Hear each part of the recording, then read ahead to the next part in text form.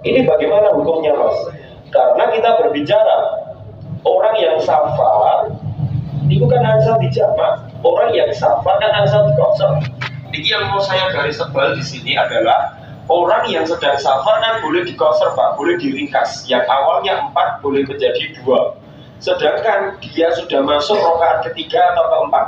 Pertanyaannya, apakah di sini harus panjenengan sholat dengan jumlah yang utuh seperti mereka 4 atau panjenengan cukup 2 atau bagaimana? Nah, pembahasan seperti ini menjumpai jumlah rakaat 3 atau 4. Okay? Maka ketika panjenengan sudah sampai pada imam yang dia sudah jumlah sampai rakaatnya ketiga atau rakaat keempat, panjenengan harus wajib.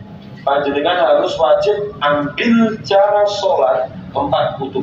4 utuh. Kenapa? Karena sholatnya panjenengan di belakang mungkin Pak, di belakang mungkin. Panjenengan memiliki 2 rakaat, 2 rakaatnya memiliki lebih dari 2 rakaat, rakaat ketiga. Berarti panjenengan, misal imam sudah sampai rakaat yang ketiga, memiliki. Saya sekedar umpami ketika imamnya sampun ruku atau i'tidal, berarti panjenengan belum dianggap 1 rakaat Pak, belum dianggap 1 rakaat, belum. Karena panjenengan masuknya niku pas i'tidal, atau masuknya pas imam di rakaat ketiga pas sujud, atau misalkan imam niku ketika masuk sudah sampai di rakaat yang keempat. Maka hukum seperti ini panjenengan harus menggenapkan, menjumpai jumlah rakaat 3 atau 4. Kenapa? Panjenengan harus membayarnya untuk Pak. Dan ini madzhab dari jumhur dari hadisnya Abu Hurairah radhiyallahu taala anhu untuk kitab Sahih Bukhari dan kitab Sahih Muslim. Innaman ju'ilal imami litamma bihi.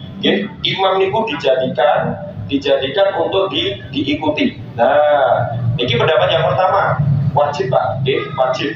Kalau pendapat yang kedua, jumlah rakaatnya ketika imam sudah masuk 3 atau 4, maka jenengan boleh langsung menyelesaikan dengan cara 2 rakaat salam, 2 rakaat salam. Kenapa Pak? Karena imam sudah sampai masuk pada rakaat ketiga dan keempat. Jenengan imam sampai di sini. Berarti sebetulnya, jenengan masuk di rakaat yang ketiga dan posisi takbiratul ihram panjenengan ketika imam niku nembe baca Al-Fatihah, kan panjenengan bisa menyelesaikan 2 rakaat utuh Pak. Terus boten.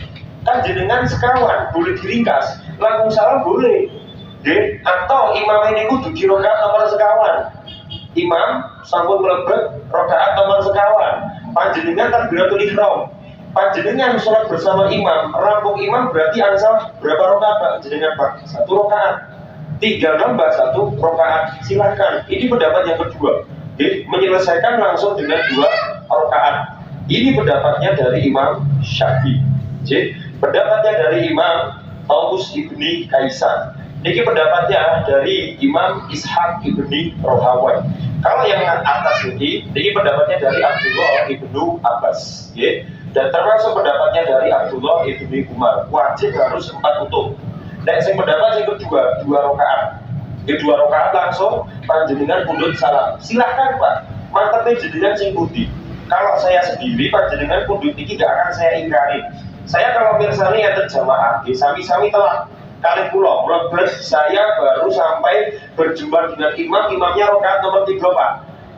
Terus samping saya sama persis dengan saya masuknya. Pas takbiratul ihram imam niku sudah Al-Fatihah di rakaat yang ketiga. Ketika dia selesai imam sholat itu assalamualaikum warahmatullah, dia ikut salam. Kalau saya tidak akan berpikir yang jauh, berarti baru hafal. Diperbolehkan, silakan mau mundur pendapat ini monggo, tapi jumhur merojihkan pendapat yang pertama. Kenapa? Supaya tidak ada kerancuan di antara jamaah. Panjenengan boleh bareng kalau wong safar Pak, tapi wong safar itu salam yang tidak pernah ngaji langsung menjalah atau mencela orang tersebut.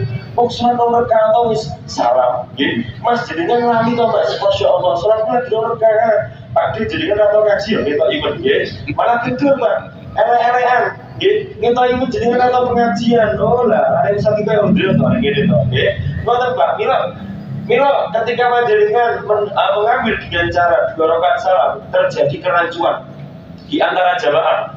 Kenapa Pak? Terkadang jamaah niku melu itu jumlah rakaatnya jenengan.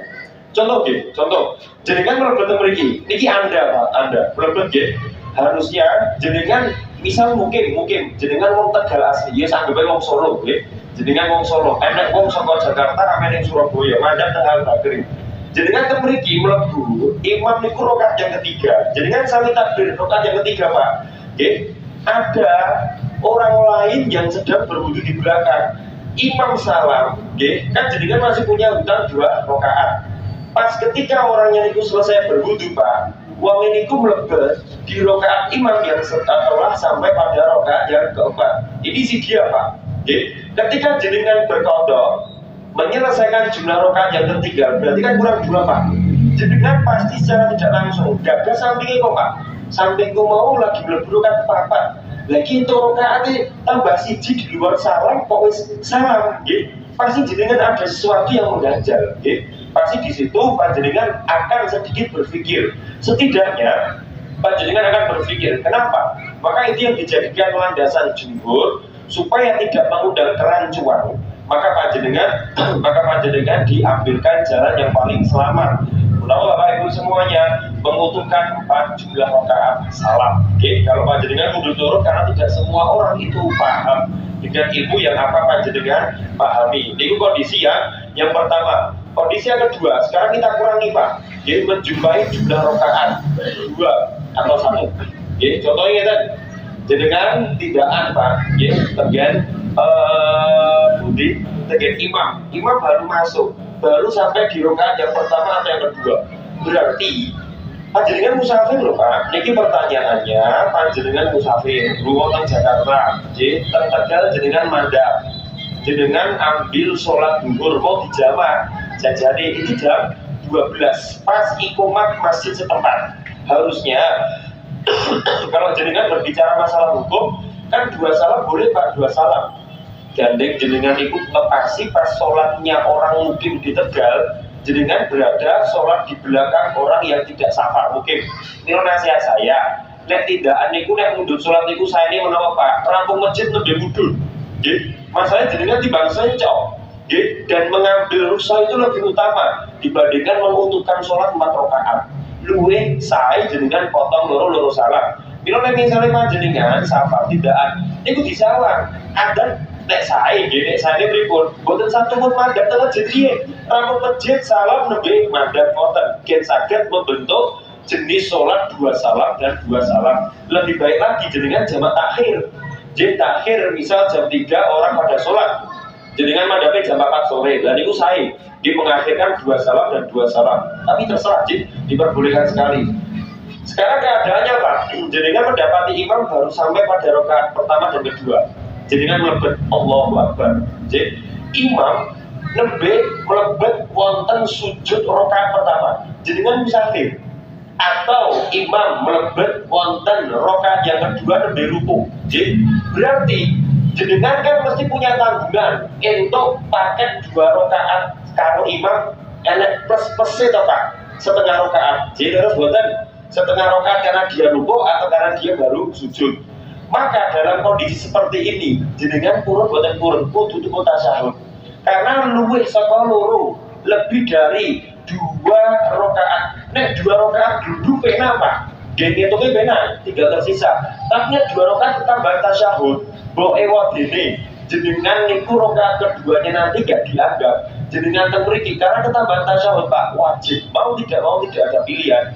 Jenengan harus mengutuhkan jumlah rakaat menjadi 4. Napa boleh jenengan mlebet target imamnya baru sampai rukuk rakaat yang pertama. Berarti jenengan punya utang pinten Pak? Punya utang 1 karena menikmati sholatnya 3 rakaat bersama imam gitu berarti mungkin kudu nombor siji mau tidak mau jenengan temriki harus mengumpulkan nek jenengan kalau bertemriki imamnya rukuk kan ini tidak dianggap 1 rakaat Pak atau apa jenengan menjumpai dia dalam keadaan sujud tidak dianggap 1 rakaat dan pas dugi temriki jenengan mikir laku musafir itu dadi loro dugi mriki Pak jenengan menahan lungguh petenteng terus Pak nggih itu milisi mukhalafah ala syar'i karena jenengan sampai pada waktu yang dimana 2 hal tersebut maghrib isya atau zuhur dan asar diperbolehkan dikumpulkan dalam satu keadaan yang tertentu, tapi boleh diecer.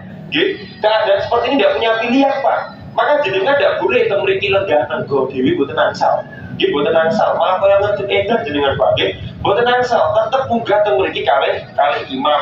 Kalau nek panjenengan memiliki telat untuk satu rakaat dan itu belum sempurna, masih tinggal satu rakaat kurang 3 rakaat bersama imam bisa ditunaikan. Utangi tersisi jika wajib benerke 4 rakaat. Jadi sing raga kita tambah bingung goblok, boleh baik Mas. Baik.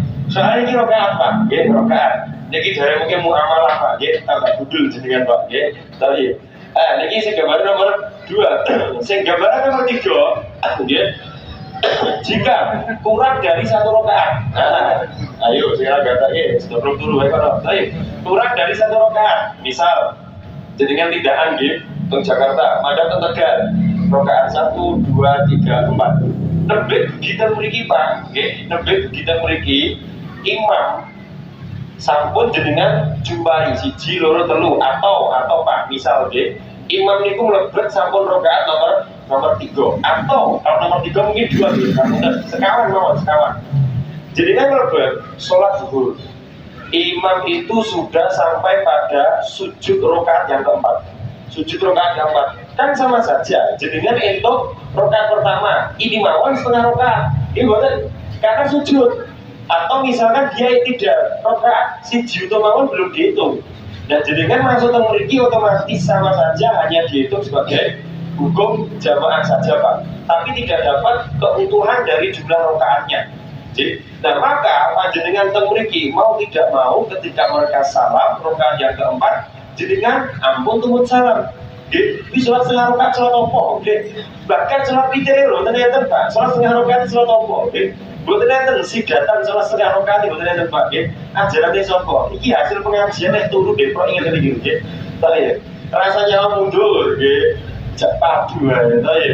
Nah setengah rakaat Pak, biasanya terus mundur nggak tadi gitu, rumah samu kue apa kue yang ngantuk aneh loh, baik setengah rakaat, dan terus memiliki panjenengan berdiri, mereka salam jenengan berdiri. Nah di sini dihadirkan 2 pilihan. Yang pertama membutuhkan, tapi yang paling kuat jawabannya adalah mengambil 2 rakaat salam. Kenapa Pak? Dua jenengan rakaatnya ini 5-6 ini jenengan sholat mandiri. Artinya jenengan seakan-akan sholat munfarid ning gadul jamaah itu. Mila pesan saya, nek enten imam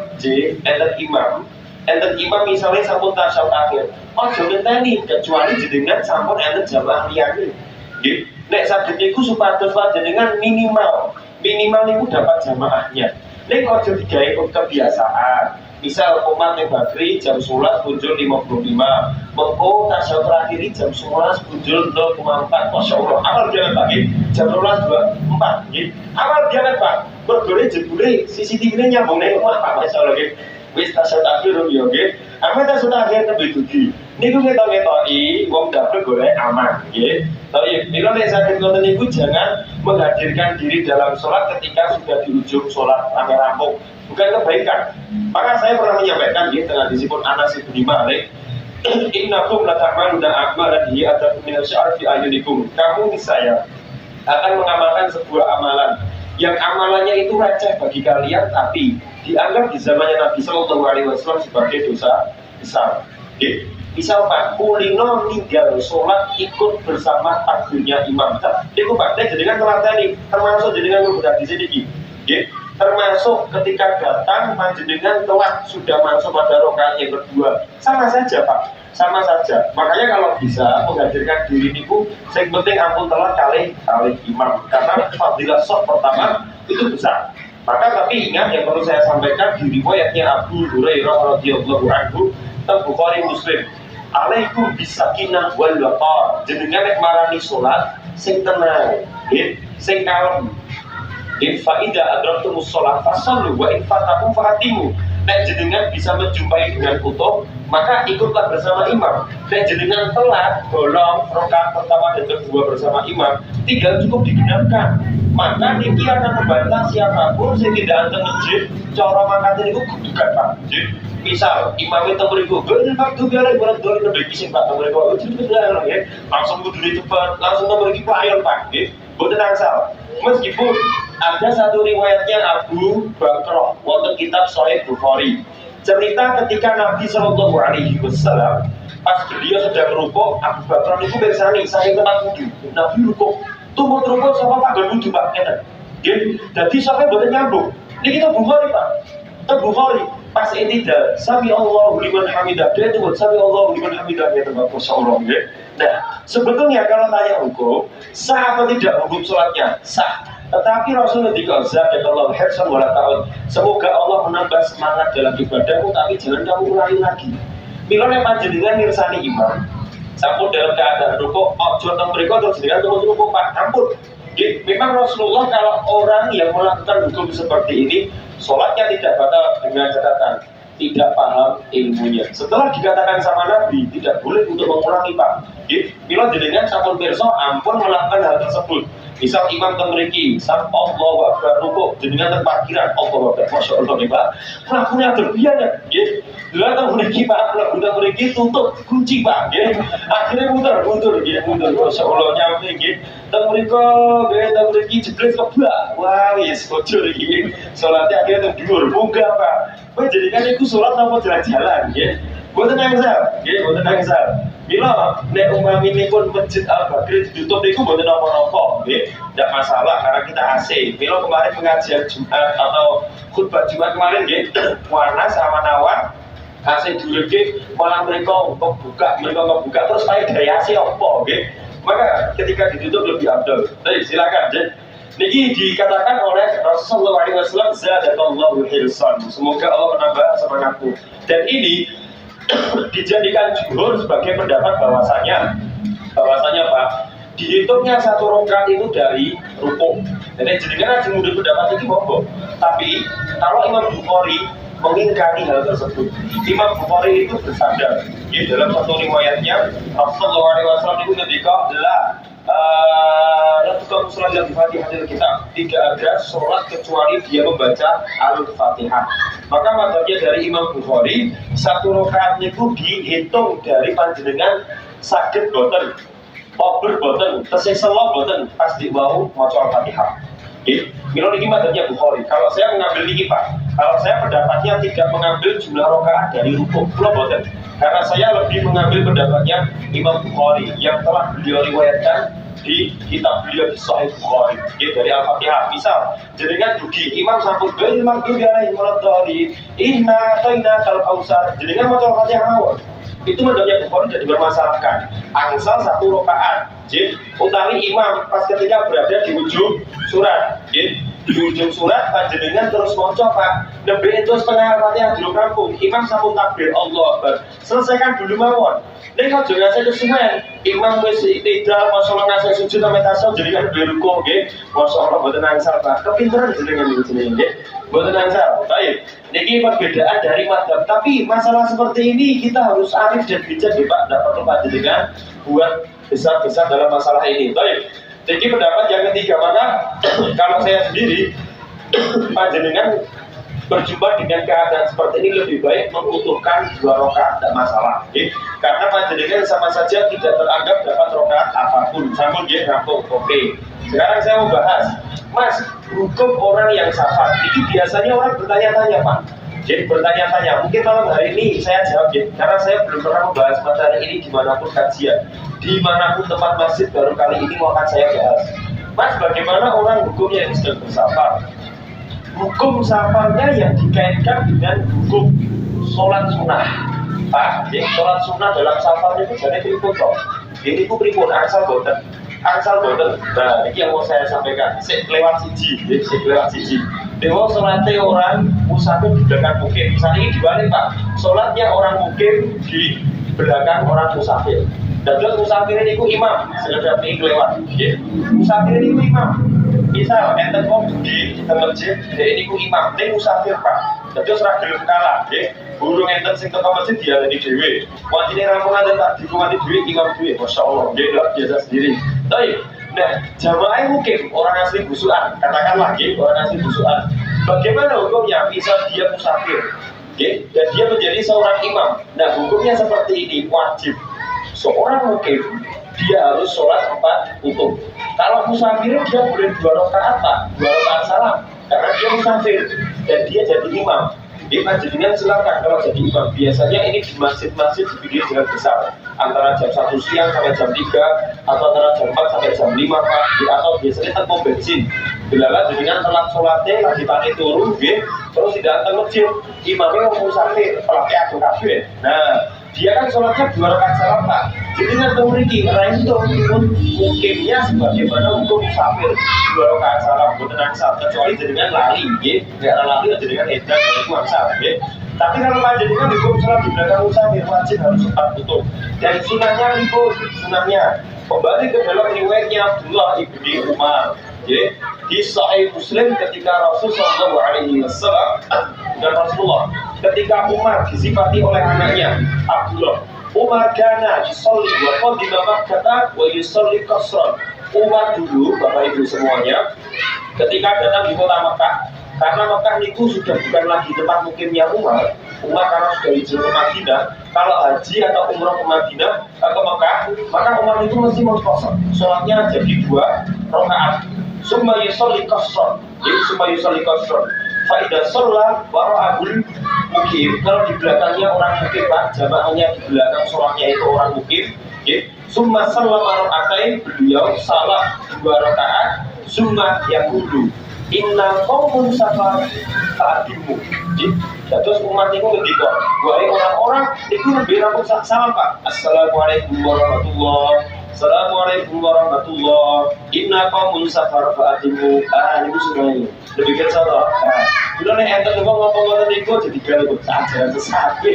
Jenengan sudah tahu ngaji atau ikut ngaji dulu nggih. Bila ngendikane niku inna qaumun safar. Kami adalah kaum yang sedang bersafar. Fa'atimu itu maksudnya kalian semuanya yang jadi makmumku putuskanlah atau lengkapkanlah dari sholatku. Kalau ini sunnah ketika panjenengan musafir dan panjenengan jadi seorang imam. Nah ini gampang, tidak ada banyak perbedaan hukum karena ini sudah bapak ya Pak, musafir itu 2 rakaat. Oke Mas, sekarang masuk pembahasan selanjutnya. Ini Pak, sholat sunnah dalam keadaan bersafar itu jadi apa memang ditekankan untuk dilakukan atau bahkan ditinggalkan? Karena banyak sekali orang yang ketika safarnya itu buat ngagum sholat sunnah Pak, langsung datang lagi, dan itu bagaimana hukumnya? Kalau panjenengan melakukan sholat sunnahnya, apakah itu keluar dari hukum sunnah nabawiyah atau bahkan panjenengan ketika melakukannya bertepatan dengan sunnah atau malah menyelisihinya? Ya ini perlu saya berikan beberapa bayat atau penerang Pak dalam hukum sholat sunnah yang berada pada keadaan orang sedang bersafar. Baik, hukum sholat sunnah dalam keadaan safar terbagi jadi 4 pendapat. Ini ngomongin statusnya loh Pak. Nek rampung sholat zuhur karo asar, niku nganggo sholat nafilah enggak dia. Utawi panjenengan rampung sholat isya, katakanlah jenengan nggih mangkat saking tenguriki bibar maghrib, begitu Semarang jenengan isya Pak. Jenengan isya teng Semarang Pak, kira baik-baik, ampun bingung nggih. Misal jenengan lunga teng Solo, ajeng tindakan teng Jakarta. Berangkatnya jam 1 siang. Jam 1 siang kan panjenengan Pak sudah terkena hukum sholat zuhur wajib. Maka jenengan harus 4 tutup pakai lengkap nggih, boten asar 2 salam. Oh, boleh tambahin salam asar. Masya Allah nggih, boten enten. Kan jenengan baru mungkin nggih belum dianggap safar. Nah, nanti jam 1 siang jenengan numpak mobil Pak, karena OTW Jakarta nggih bisnya status OTW lur nggih ke mana tahu boten niku nggih. Tapi nah, mangke dugi teng Tegal Pak, katakanlah jam 4 sore. Jenengan mandap metu sama tol Pak. Sholat mereka, sholatnya kan asal, harusnya 4. Sholat mawon 2 salam, boleh 1. Itu kebanyakan orang meskipun dia safar, ngambilnya karena mentang-mentang tidak terjawab dengan duhurnya tadi. Sholatnya 4 tutup. Sebetulnya yang paling terbaik itu apa? 2 rakaat salam. Jadi 2 rakaat salam, ini yang paling terbaik. Nanti akan saya bahas masalah hukum sholat Jumatan 20 safar. Ini pun kayak pasal ini Jumatan itu Mas ditunaikan apa orang? Jadi apa cukup sholat 2 Jumatan turut memakai khutbah, atau hanya cukup sholat 4 rakaat salam karena dulu utuh, atau malah pula 2 rakaat salam tak potong karena belum berjamaah Mas? dan tak tambah 2 rakaat zuhur dan terus asar, atau malah rasa sholat dulu asar mas, ayo mas, masya Allah deh, orang haid mas, ya, jabatan itu berikut, ya, dan waktu mau jawabannya itu orang rakaat salam mas, orang itu sholat mas, rapopo, ya, ambil dua tak, lu terus jelas, ya, masya Allah deh, terus itu berikut hukumnya sekedar satu persatu, pelan-pelan pak. Dan ini mengenai dengan sholat sunnah yang bertepatan dengan keadaan safar. Pendapat yang pertama, tidak ada sholat sunnah secara mutlak dalam keadaan safar. Buatan mutlak tidak ada.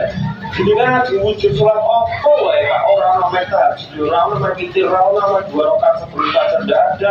Pak jenengan mau nafilah atau ba'diyah atau qobliyah sebelum dan sudah sholat tidak ada. Ini pendapat yang pertama. Ini madhabnya dari Abdullah bin Umar, Pak. Jadi bayangkan Pak, sahabat itu semuanya berbeda pendapat. Ada satu riwayat yang datang dari jalurnya Bukhari dan kitab Sahih Muslim.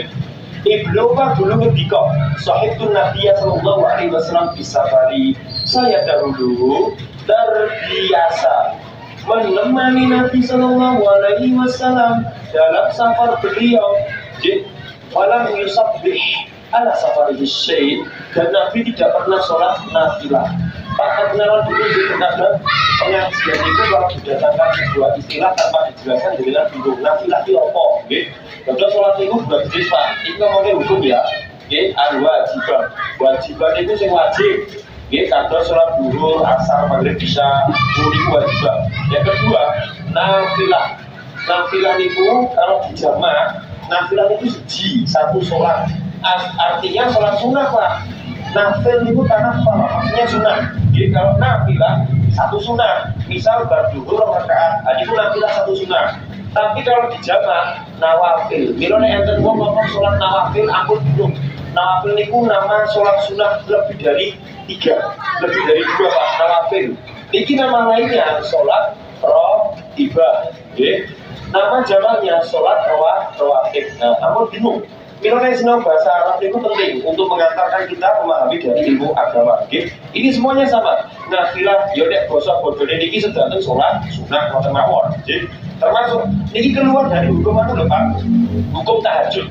Niki hukum sholat sunnah yang berfungsi karena sebab adanya subuh, zuhur, asar, maghrib, isya, 5 sholat, Tapi kalau sholat tahajud beda lagi namanya. Itu namanya sholat tatawwu.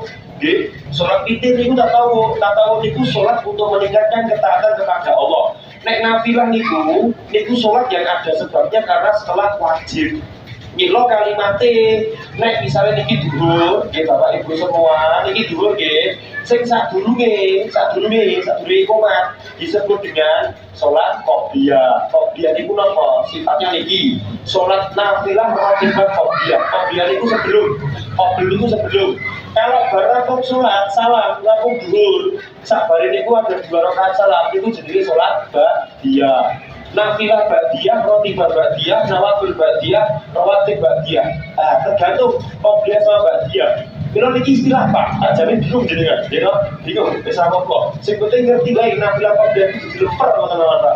Wis sampai gitu, sampai. Aku tahu kok problemnya orang awam itu belajar agama Pak, soalnya istilahnya banget. Wah, bapak istilahnya. Sesuai untuk rasa pengajian nih, ulangi loh, malah kalau mikir abut. Nah, utangi rasa usaha abut bisa. Nah, itu Pak. Baik, sekarang kita bahas.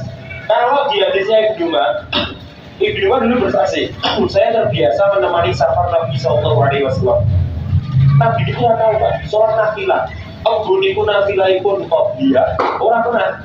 Ba'diyah, orang pernah. Kenapa? Ketika dalam mungkin Rasulullah SAW Hasanah, beliau lazim berdalil dalam surat Al-Ahzab. Dalam surat Al-Ahzab nomor ayat 21 telah dijadikan dari Muhammad sebagai suri tauladan. Milo nek safar, rasakan sholat. Jenengan kan datang kerja Pak, rampung sholat zuhur, jamak dan asar, kosor. 2 salam langsung munggah. Belas rumah kopi, rasakan sholat sunnah. Dan ini Pak jenengan kalau untuk pendapat ini semua boxing. Pulau dari menafsirkan saya belum mengambil mana yang paling terkuat, tak sampaikan dulu satu persatu. Jenengan benar bingung Pak. Mungkin yang sambut saya sampaikan semuanya. Jenengan pundi-pundi yang Anda anggap itu kerso dan mantap. Oke, itu pendapat yang nomor 1. Pendapat yang nomor 2, Yang namanya sholat sunnah niku ada secara mutlak. Sholat sunnah niku ada secara mutlak Pak, ada dalam keadaan safar. Ini pendapatnya jumhur dan ini pendapatnya Syekh niku Abu Hanifah. Saya harus sampaikan dulu beberapa mazhabnya. Dan ini pendapatnya jumhur Pak, seperti Malik ibni Anas, seperti pendapatnya Syafi'iyah, seperti pendapatnya Ahmad bin Hanbal, jenenge wong safar. Niku enten dalam hukum sholat sunnah secara mutlak.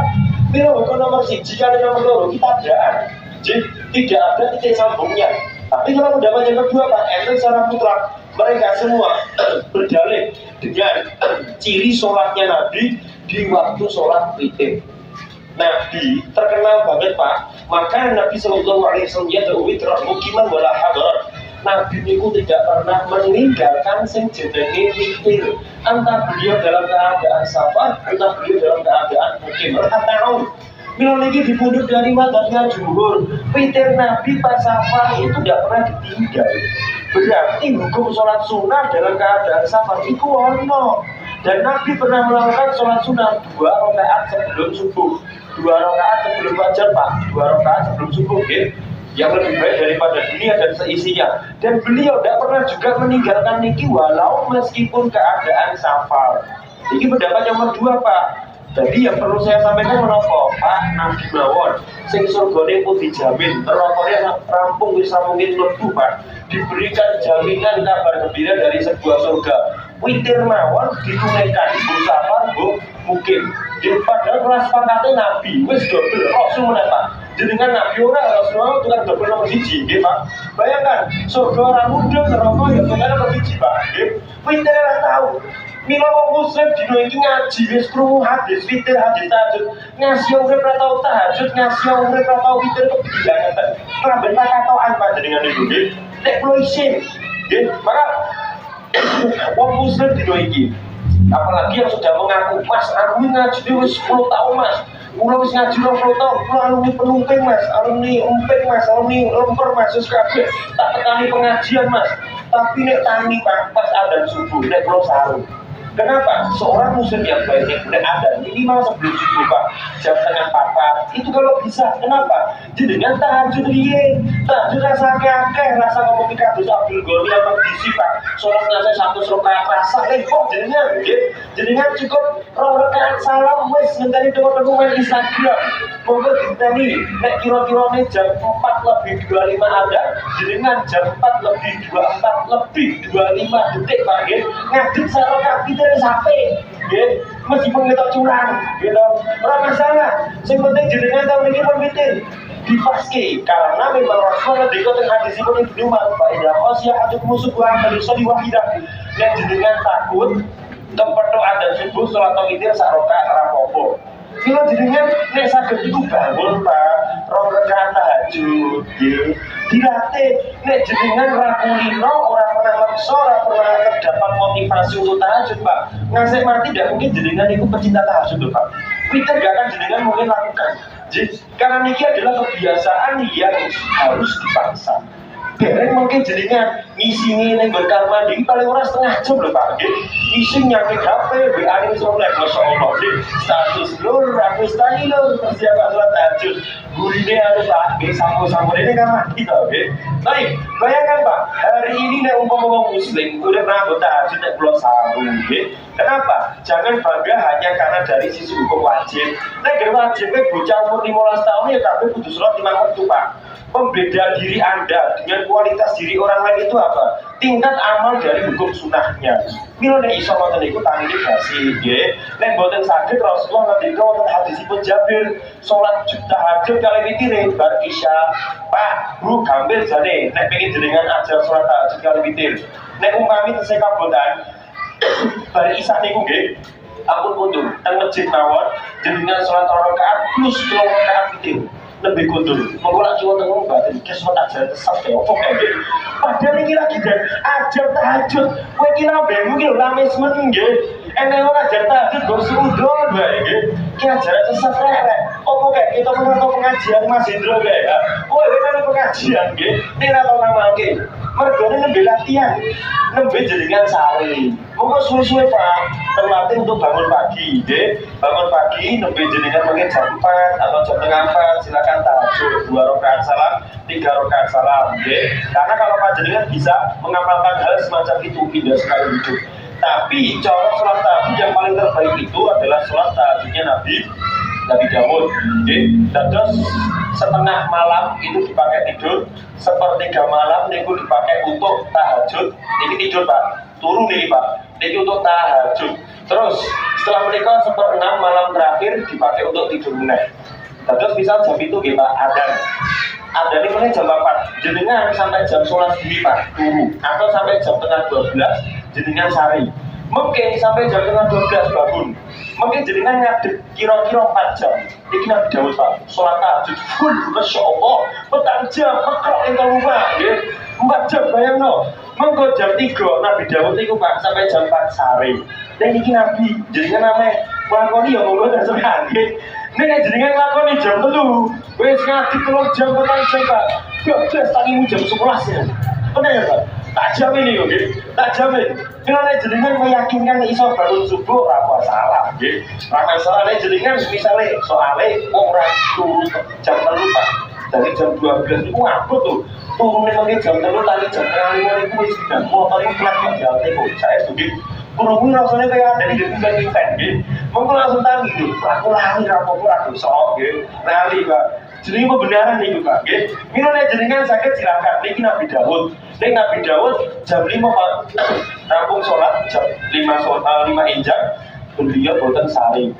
Itu raya dewe, prakteknya bisa umum, Masya Allah, gitu. Turun, yes, berhasil, pasang status, bisa seluruh, gitu. Baru kata nih Pak, jam 5 turun, ini jam 3, Masya Allah. Kok doain Pak, gitu. Sani mawon, wes dibagi jadinya jika sunnah, remuk, iseng wajib. Mending rasa gak, sunnah yang penting gak wajib, ngotot. Ini ngocok dikai dalil, yowis mas, aku sunnah raiso. Tintan mas, raiso rapi mas, nek kono rasa tak jadi ya mas, itu suka ya. Nek itu jenenge wong curang Pak kok wae nggih. Bila iki nek saged dilakukan seperti apa yang telah diajarkan Nabi Daud. Tapi wangel Pak Nabi Daud itu kok biar. Nek Nabi Muhammad itu terkenal bangun Pak, Masya Allah, setengah malam itu ngeblung kali subuh Pak, luar biasa. Fakaan namanya Yusuf dan Gula. Di riwayat yang lain beliau itu sholatnya Pak dari Isya sampai subuh, waduh Pak. Bila beliau hat pada tahap taruh sampai bengkak kakinya Pak, luar biasa. Sholat itu umum, ya kan?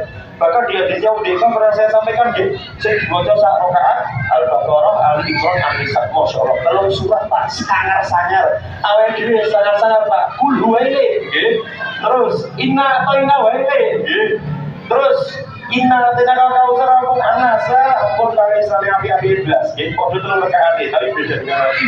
Dan ini pendapat yang kedua. Milo mereka memutlakan, boleh silakan. Bila panjenengan ketika safar rampung sholat berdiri dulu untuk sholat sunnah silakan, tidak masalah. Oke mas. Terus mas, pendapatnya yang nomor 3 apa? Pendapat yang nomor 3 Bapak Ibu semuanya. Jadi, diperbolehkannya sholat tatawuf, tapi raitu sholat nafilah.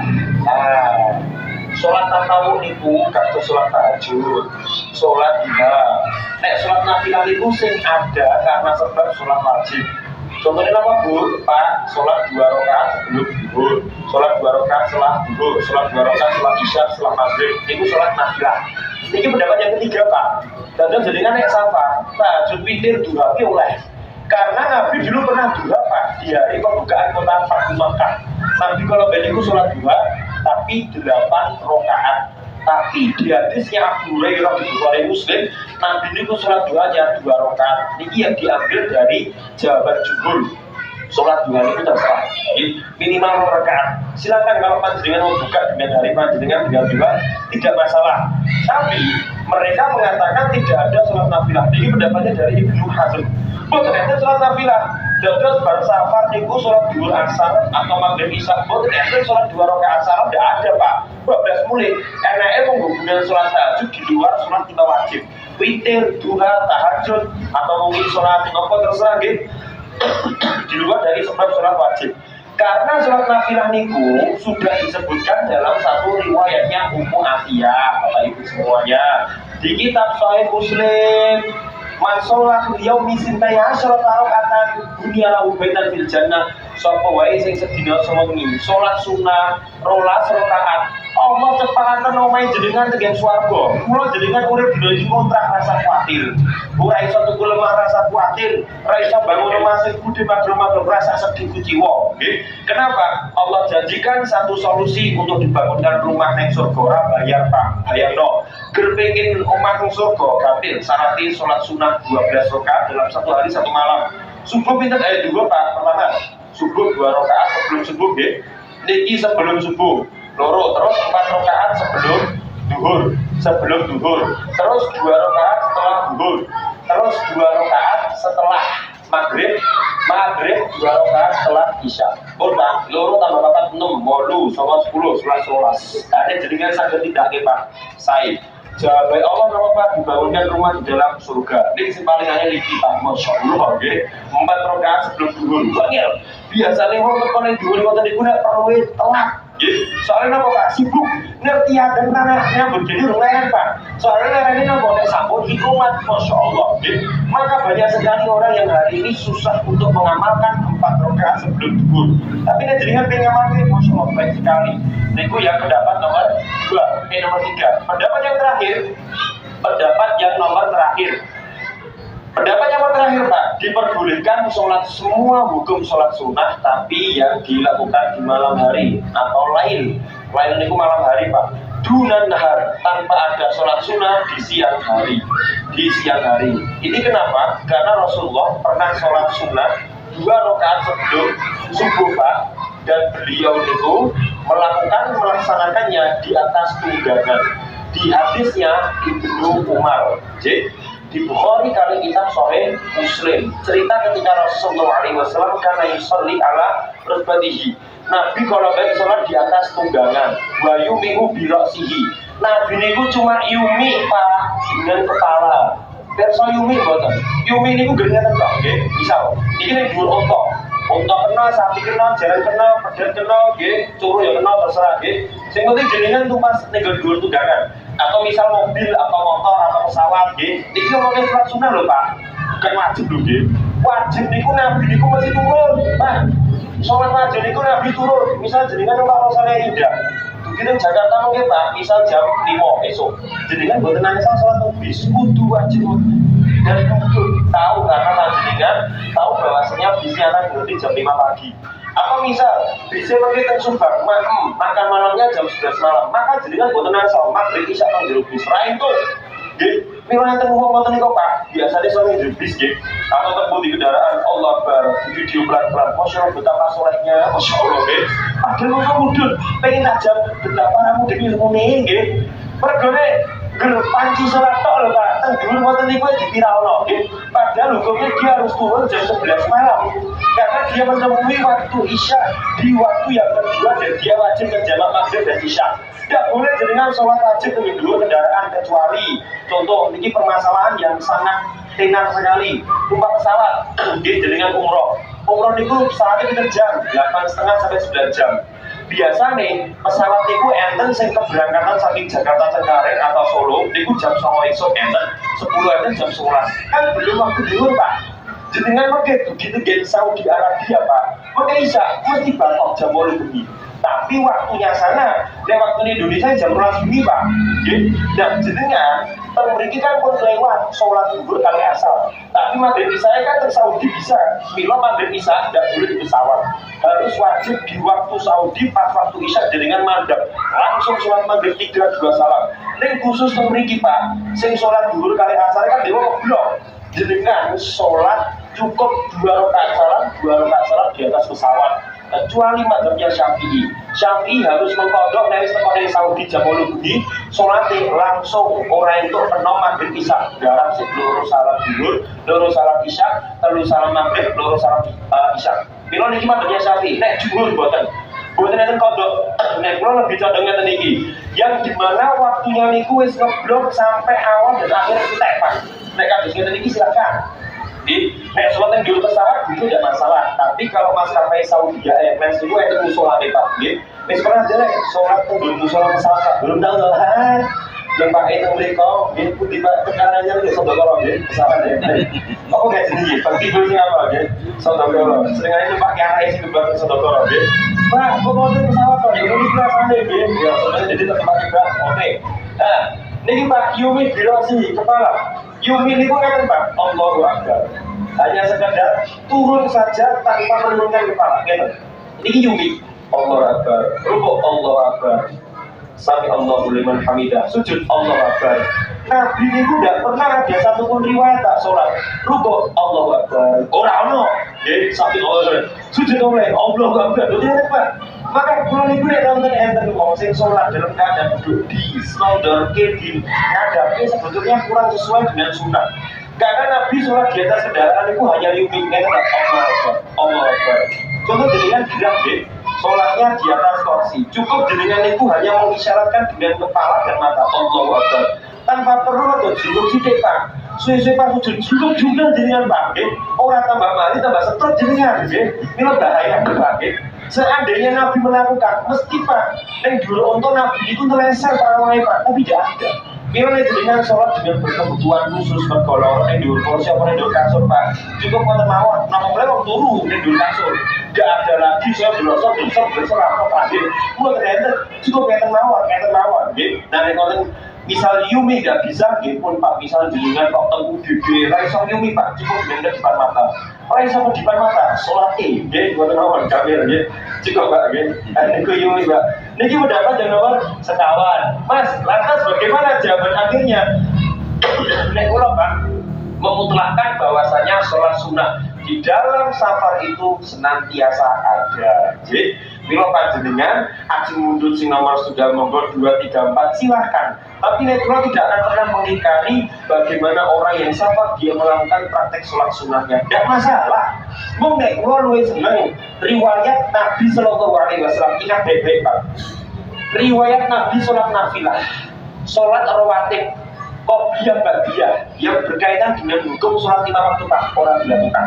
Enaknya Nabi wite itu tahajud dalam 2 rakaat saat durunge subuh. Oh niku tak mira Nabi 2 rakaat setelah duhur itu apa? Nabi 2 rakaat setelah isya maghrib tidak dilakukan. Makanya itu tak gabungin Pak.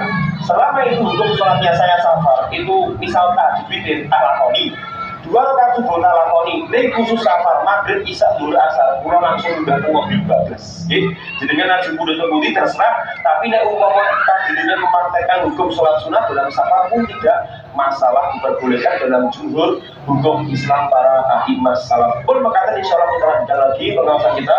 Sholat